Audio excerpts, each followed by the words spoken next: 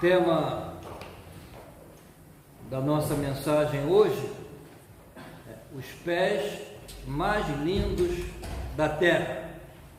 Apesar de que aqueles pés ali estão um pouco feios, né?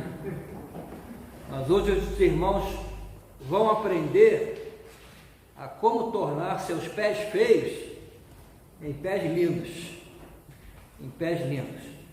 Ontem eu estava na praia com a minha esposa, né? O pastor também é gente, né? Precisa de praia de vez em quando. Aí, tempo que eu não reparo os pés dela. E ontem eu olhei assim e falei, Clarisa, que pé bonito. Tinha algumas partes rachadas ali, alguns calos, mas é sempre bonito. Os pés mais lindos da terra. Romanos capítulo 10, o mesmo texto que lemos no domingo passado, diz assim: irmãos, o bom desejo do meu coração e a oração a Deus por Israel é para a sua salvação, porque lhes dou testemunho de que tem zelo de Deus, mas não com entendimento, porquanto, não conhecendo a justiça de Deus e procurando estabelecer a sua própria justiça, não se sujeitaram à justiça de Deus, porque o fim da lei é Cristo para a justiça de todo aquele que crê. Ora, Moisés descreve a justiça que é pela lei, dizendo: o homem que fizer estas coisas viverá por elas.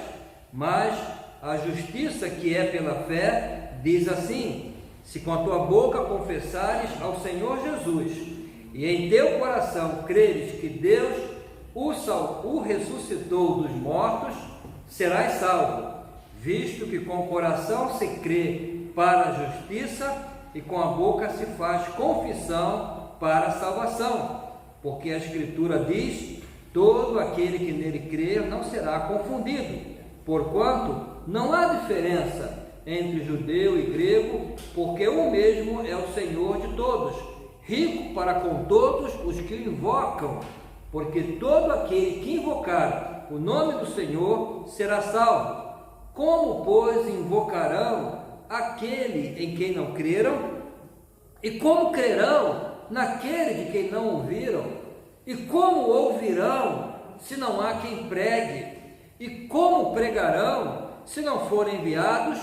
Como está escrito: quão formosos os pés dos que anunciam a paz, dos que anunciam coisas boas. Amém? Que o Senhor possa aplicar sua palavra nos nossos corações. No domingo passado, falei com base nesse texto sobre a total impossibilidade de qualquer pessoa, quem quer que seja, salvar-se senão pela fé em Jesus. Esse foi o caminho estabelecido por Deus para a nossa salvação. É um caminho de misericórdia e graça, e ao mesmo tempo caminho de justiça. Misericórdia e graça, porque Deus amou tanto o mundo que deu o seu Filho unigênito para morrer na cruz no nosso lugar e pagar pelos nossos pecados. Então é graça, é misericórdia, mas também é um caminho de justiça, porque apesar de oferecer-nos uma salvação de graça e por graça, mediante a fé, o pecado não deixou de ser julgado e condenado por Deus. Alguém pagou o preço. Deus julgou e condenou o pecado em Jesus Cristo, que aceitou de forma voluntária morrer no nosso lugar. Então, ao perdoar-nos por nossos pecados, Deus não está a ser injusto. Ninguém, nem mesmo o diabo, pode acusar Deus de ter sido injusto e tolerante com os nossos pecados, porque Jesus é a resposta de Deus para qualquer acusação. Na cruz do Calvário, o Filho de Deus levou sobre si o nosso pecado, o pecado do mundo inteiro, e sofreu a condenação imposta pelo pecado, condenação que era nossa, para que todo aquele que nele crê não pereça, mas tenha a vida eterna. Esse é o gracioso plano de Deus para a salvação de todo e qualquer pecador. Não há outro plano, e só Deus poderia estabelecer um plano, somente Deus, porque o nosso pecado é contra Ele. O pecado é uma gravíssima ofensa à santidade de Deus, então somente Ele poderia dizer a maneira de perdoar-nos.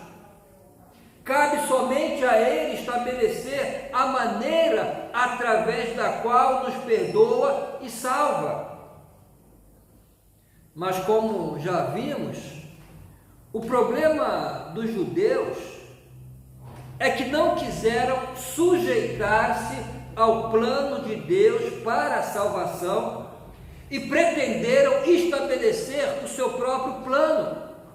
Salvação através da religião, de obras religiosas, através de sua própria justiça, de guardar a lei.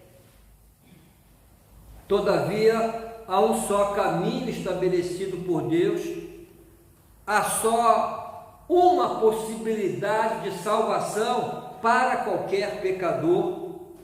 O pecador precisa crer em Jesus, quem carregou sobre si os nossos pecados, e ao morrer na cruz,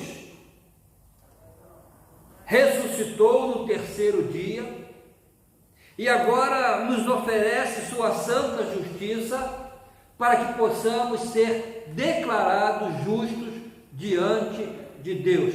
A única maneira que temos de ser declarados justos diante de Deus é apresentar a justiça de Cristo, porque a nossa não serve.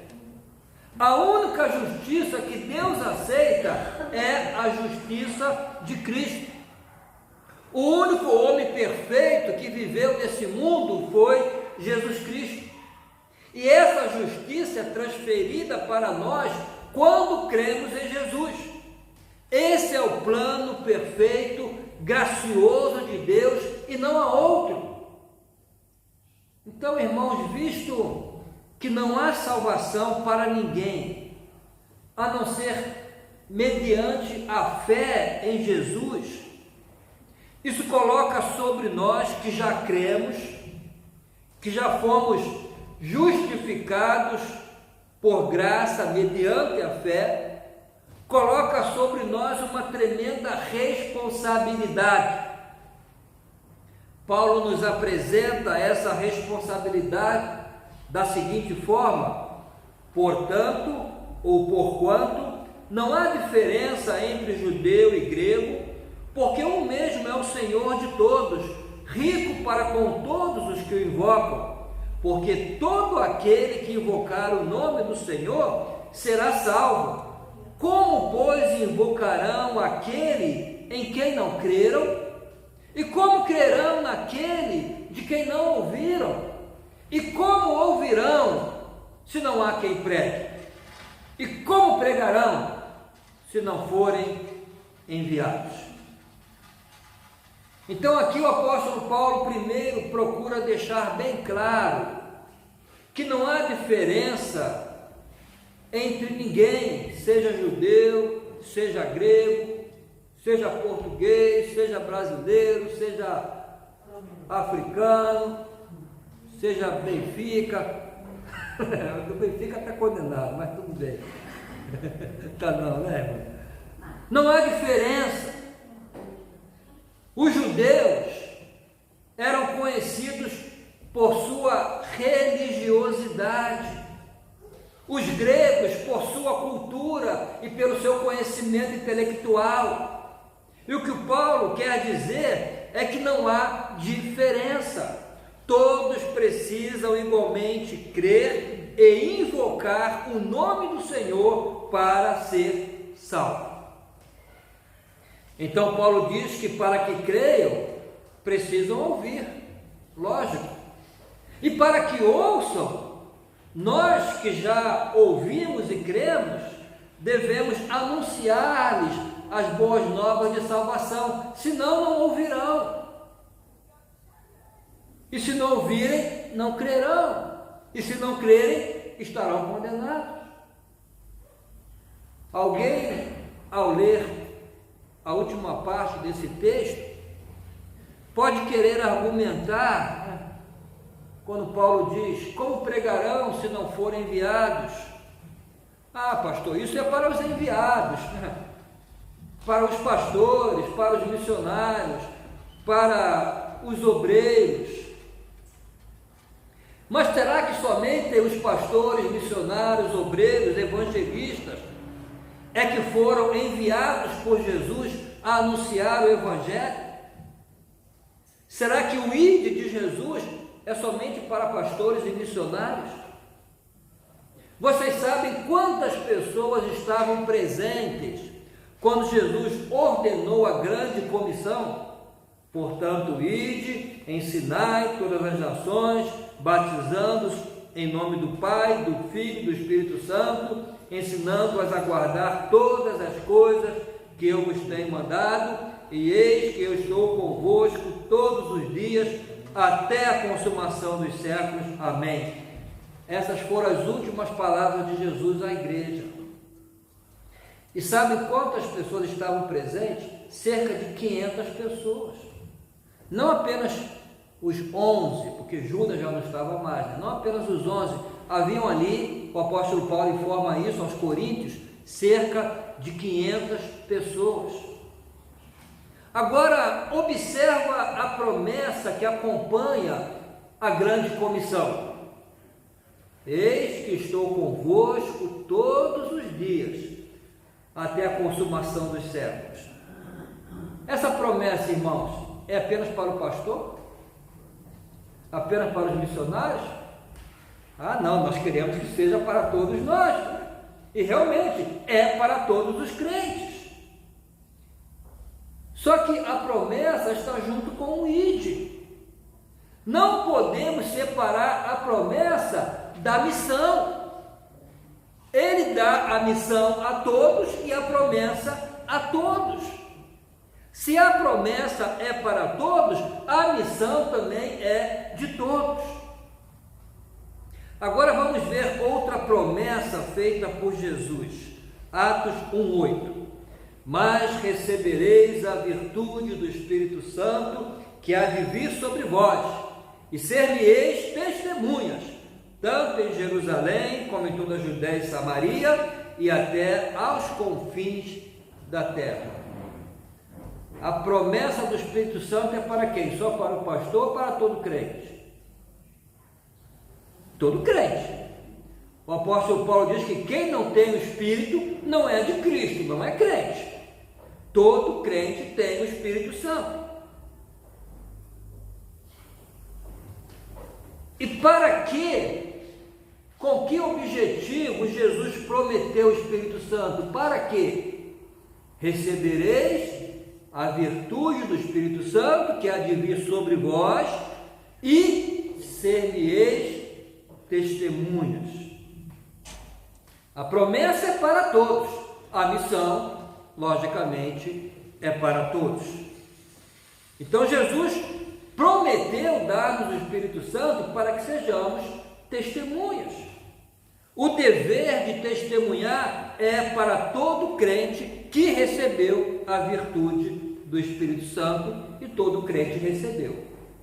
Em João 20:21, Jesus deixa bem claro para qual missão está a enviar-nos. Assim como o Pai me enviou, também eu vos envio a vós. Em outra ocasião, disse que ele veio para quê? Para salvar e buscar o que se havia perdido. Essa é a missão de Cristo, essa é a missão para a qual todos nós fomos enviados, buscar e salvar o pecador perdido. E quando na carta de Judas, irmão de Tiago, irmão de Jesus, quando ele exorta: salvai alguns, arrebatando-os do fogo, tende deles misericórdia com temor. Aqui Judas não está a escrever para pastores nem para missionários, ele está a escrever para a igreja, para todos os crentes. E a todos os crentes ele exorta: salvai alguns, arrebatando-os do fogo, tende deles misericórdia com temor. Os primeiros cristãos entenderam que todo cristão é um enviado a anunciar o Evangelho, e por isso, mesmo a sofrer tremenda perseguição, não deixaram de testemunhar de Cristo. Nós lemos lá em Atos capítulo 8, e fez-se naquele dia uma grande perseguição contra a igreja que estava em Jerusalém, e todos foram dispersos pelas terras de Judéia e da Samária, exceto os apóstolos. Observe, os apóstolos não foram dispersos, eles ficaram em Jerusalém para garantir a continuidade da igreja em Jerusalém. Os que foram dispersos eram os leigos, os crentes comuns. E o que fizeram eles lá no versículo 4? Mas os que andavam dispersos iam por toda parte anunciando a palavra. Crentes comuns, que entenderam a tremenda responsabilidade que pesava sobre eles de anunciar o Evangelho para que pecadores pudessem crer, apesar das dificuldades, apesar das perseguições. E nós não temos as mesmas dificuldades desses crentes. Irmãos, pesa sobre nós a responsabilidade de anunciar o Evangelho às pessoas para que possam crer, e principalmente aquelas que estão mais próximas de nós. O pecador perdido, seja ele quem for, teu pai, tua mãe, teu filho, aquele bom colega do trabalho, todos precisam de Jesus para serem salvos, porque não há outro plano estabelecido por Deus. Já pensaste que talvez sejas tu o único contato que essa pessoa tem com alguém que conhece o Evangelho? De repente não conhece mais ninguém, somente tu. Que talvez seja tu a única possibilidade dessa pessoa, do teu convívio, poder ouvir o Evangelho, crer em Jesus e salvar-se de uma tão terrível condenação. Irmãos, que tenhamos misericórdia deles e que Deus tenha misericórdia de nós. Falemos-lhe de Cristo, arrebatemos-lhes do fogo. Outro detalhe importante sobre a nossa responsabilidade com a salvação dos perdidos é que devemos orar por isso. Orar, orar, orar. Todas as quintas-feiras agora estamos aqui a orar pela salvação das pessoas que moram em Setúbal. Paulo tinha no seu coração o bom desejo pela salvação de Israel, o senso de responsabilidade pela salvação, e orava intensamente por isso. No versículo 1 de Romanos 10, irmãos, o bom desejo do meu coração e a oração a Deus por Israel é para a sua salvação. Esse era o grande desejo do seu coração e o principal motivo da sua oração. E nós, irmãos, pelo que estamos a orar, o quanto tens desejado a salvação dos perdidos e orado por isso? O quanto tens? O quanto tens orado pela salvação das pessoas que moram aqui em Setúbal? Não precisas conhecê-las para orar por elas. Basta saber que estão condenadas ao inferno se não crerem em Jesus e ter misericórdia delas. Paulo não conhecia todos os israelitas, mas orava pela salvação de todos. Então devemos orar pela salvação de todos. Mas eu quero fechar um pouco esse círculo e quero perguntar: o quanto tens orado pela salvação da tua família? Se há alguém na tua família que ainda não tem Cristo. O quanto tem orado pela salvação dos teus parentes em geral, que ainda não tem Jesus como Senhor e Salvador? O quanto tens orado pela salvação do teu pai, tua mãe, teu filho, teu tio, tua tia, teu sobrinho, teus netos? Irmãos, eu tenho 5 netos. A minha neta mais velha tem 14 anos. Depois vem uma com 12, outra com 6, um menino também com 6 e a outra com 2. Todos os dias eu oro pela salvação deles. Ainda não se manifestaram por Jesus, ainda não testemunharam a fé através do batismo, mas eu oro todos os dias. O quanto tens orado pela salvação dos teus? Se essas pessoas não ocupam um lugar especial nas tuas orações, tampouco serás capaz de orar pela salvação de quem nem conheces. Mas tens que orar pela salvação de todos. Outro motivo muito forte para orares pela salvação dos perdidos, além da misericórdia que deves ter, é que isso agrada a Deus, porque Deus deseja a salvação de todos os pecadores. 1 Timóteo 1,3: admoesta depois, antes de tudo, que se façam súplicas, orações, intercessões e ações de graças por todos os homens. E completa no versículo 3: porque isto é bom e agradável diante de Deus, nosso Salvador, que quer que todos os homens se salvem e venham ao conhecimento da verdade.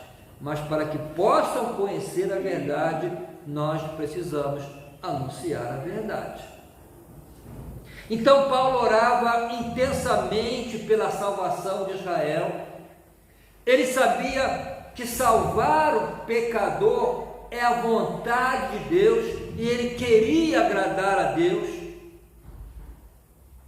Agora, um detalhe aqui, irmãos: ao dizer que orava por todo Israel, Paulo está a indicar que a oração é poderosa para salvar até o pecador mais perdido.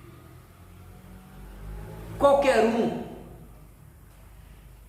Por isso ele também diz: todo aquele. Não há diferença, todo aquele. O Evangelho é poderoso para salvar todo pecador.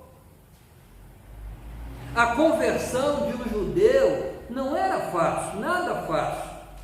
Eles rejeitaram a Jesus, crucificaram Jesus, odiavam os cristãos, perseguiam a igreja. Aos olhos humanos poderia parecer um caso impossível, mas certamente Paulo, ao orar, pensava na sua própria experiência, porque ele era um caso difícil. Haveria caso mais difícil do que Paulo? Antes de ser Paulo, o apóstolo, havia sido Saulo, o perseguidor da igreja. Mas ao olhar para a sua própria experiência, Paulo sabia que não havia caso impossível para Deus, por isso orava pela salvação de todos. Irmãos, não há caso impossível para Deus. Continue a orar. Eu tenho certeza que se orarmos mais pela salvação das pessoas, vamos ficar surpreendidos com o que Deus vai fazer. Irmãos, orar e testemunhar da palavra para que pecadores se salvem é responsabilidade nossa, é nossa missão. Portanto, que não nos descuidemos dessa responsabilidade, dessa tão grande missão. Em certo sentido, isso é sério, a salvação de muitas almas está em nossas mãos, está na nossa boca, depende de nós, porque precisam crer. Para que creiam, precisam ouvir. Para que ouçam, temos que falar. Eu vou concluir essa mensagem com a citação que Paulo faz de um texto do Antigo Testamento, logo no final dessa sua exortação, logo depois de dizer que precisamos anunciar o Evangelho para que as pessoas ouçam e creiam. Paulo cita um texto de Isaías. Ele diz assim no versículo 15: como está escrito lá no Antigo Testamento, em Isaías, como está escrito: quão formosos os pés dos que anunciam a paz, dos que anunciam coisas boas. Alguma vez já recebeste algum elogio por causa da formosura dos seus pés? Há pessoas que são elogiadas pela formosura do seu rosto, o que é mais natural, pela formosura do seu corpo, até das mãos, mas dos pés é difícil. Os pés não recebem muitos elogios e nós até escondemos os pés às vezes. Um jovem não se apaixona por uma moça por causa dos seus pés. Inclusive, eu acho que é a última parte do corpo que vai reparar.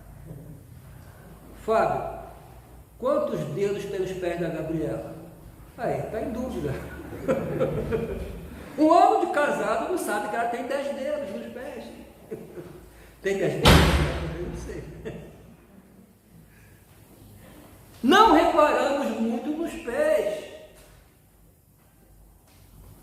E há ocasiões que, inclusive, preferimos esconder. Em alguns pés há unhas encravadas, calos, unheiros e até chulé. Na verdade, a única pessoa que já ouvi dizer que tem pés formosos era a Cinderela com seu sapatinho de cristal. Mas no texto que estamos a considerar, Paulo diz: quão formosos os pés dos que anunciam a paz, dos que anunciam coisas boas. Essa expressão que Paulo usa e que antes foi usada por Isaías era uma forma poética para indicar o quão bem-vindo eram os mensageiros, portadores de boas notícias. Quase sempre fazia referência aos atalaias, aos mensageiros que corriam do campo de batalha de volta à cidade a trazer notícias da guerra, boas notícias, notícias de vitória. Os pés desses mensageiros eram formosos porque estavam a trazer boas notícias de uma batalha vitoriosa. Então, na profecia de Isaías, esses mensageiros cujos pés eram formosos, referia-se àquelas pessoas que anunciaram a vitória e a restauração do povo de Israel do cativeiro. No contexto da carta de Paulo aos Romanos, essas boas notícias são as boas novas de salvação, ou seja, o Evangelho de Cristo. E o apóstolo Paulo está a usar essa declaração do profeta Isaías justamente para referir-se àqueles que anunciam o Evangelho de Cristo. O Evangelho é a boa notícia de Deus para a libertação do pecador e para a restauração do seu relacionamento com Deus. De fato, faz todo sentido dizer quão formosos os pés dos que anunciam o Evangelho.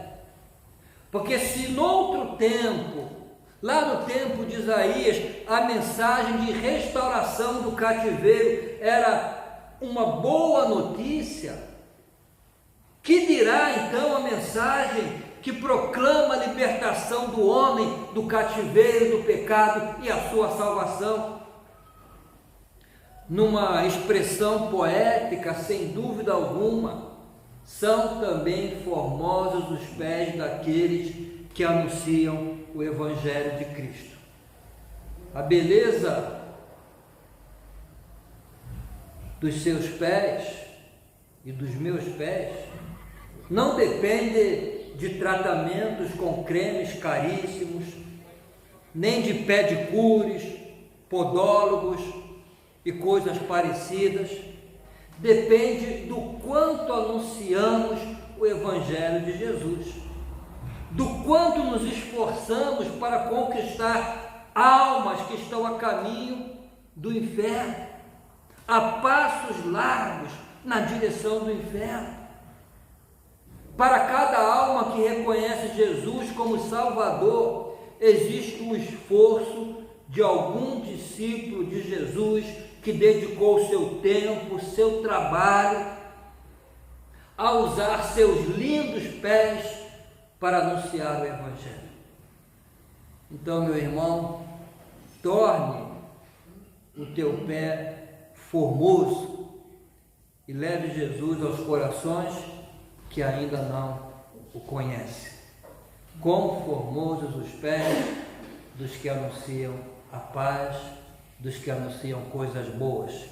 E não há coisa melhor para anunciar que o Evangelho de Jesus Cristo.